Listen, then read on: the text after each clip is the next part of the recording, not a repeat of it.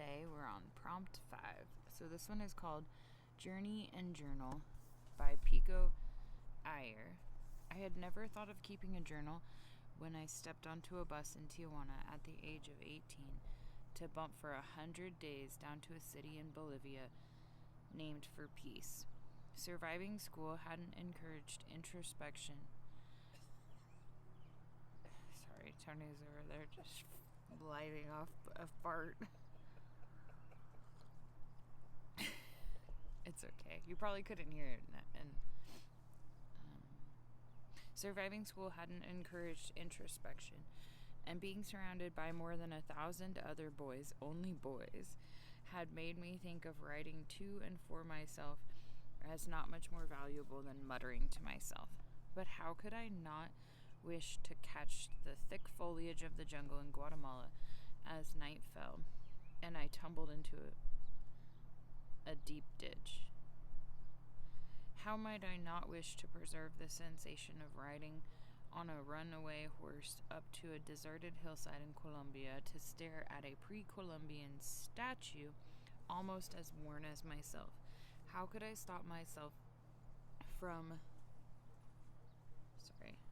riding when the blinding sunlight of Rio greeted me out of the blue, and I thought of the school from which I had narrowly escaped?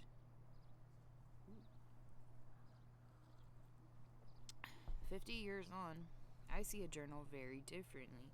Every morning, I walk to my desk and step into what feels like a cabin in the woods. Sometimes words come out of me that I can share with others. Often memories or institutions arise that may be useful only to me. But the process of sitting alone in a quiet space and hearing what lies on the far side of my thoughts is the closest I'll ever get to meditation. It clears the beehive of my mind.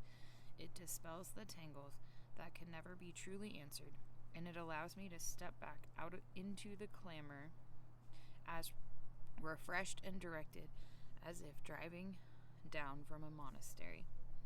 I've come to feel that it hardly matters what happens to the writing.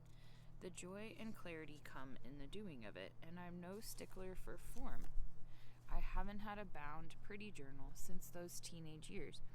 Most of the time, I just reach for the nearest scrap of paper or a tiny black notebook that fits inside my pocket. But writing, more than anything, takes me away from surfaces and into the heart of essentials. If you're at odds with a loved one, if you don't know what you think about the world, if you've become an overflowing stream in the throes of love, open your diary and share the moment with your future self. The result almost always is pure wonder. This is your prompt.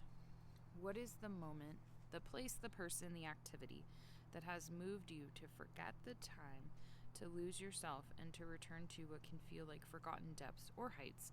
And how can you begin to get back there as early as tomorrow?